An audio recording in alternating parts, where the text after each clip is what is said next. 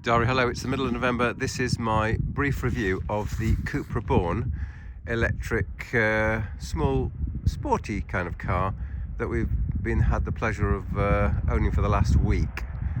Overall view out of 10, or score out of 10, would be about 8, in the sense that it's quite a small car. It's sporty-ish. It's got a range of about 480 kilometers. And our first time to have an electric car in Switzerland, well, we are able to charge it, although sadly not at home, because our Reggie doesn't believe, even though we've been trying for 6 years to get electric car sockets installed for everyone. So back to the car itself. It's got quite fancy large alloy wheels, which have been scuffed already, not by us but by a previous owner.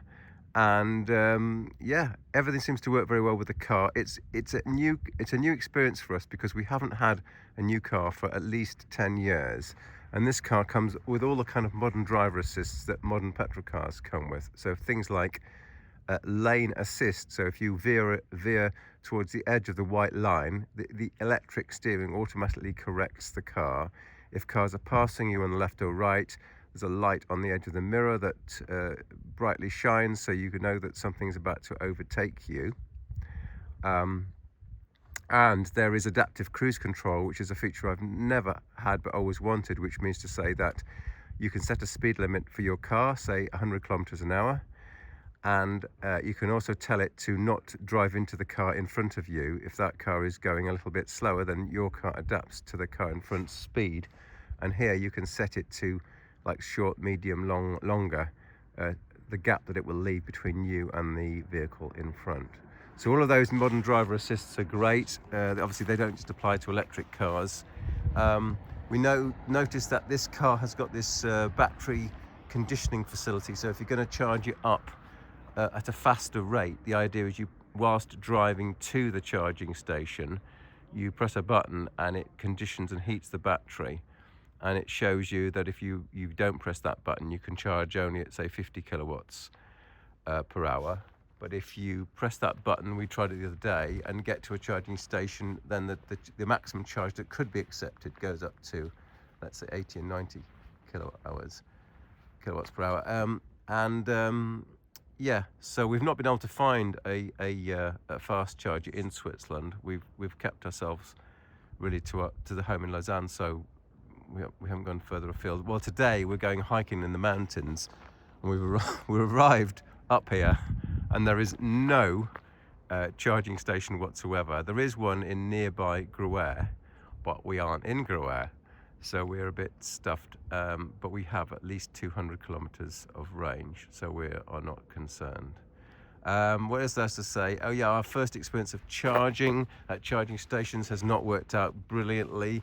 I've tried to join something called Charge Map, which is an app, but the app only shows you where charging points are, and you need to have an RFID physical card to touch against a charging station. And of course, they've got to send that to me, and I'm waiting for that to arrive.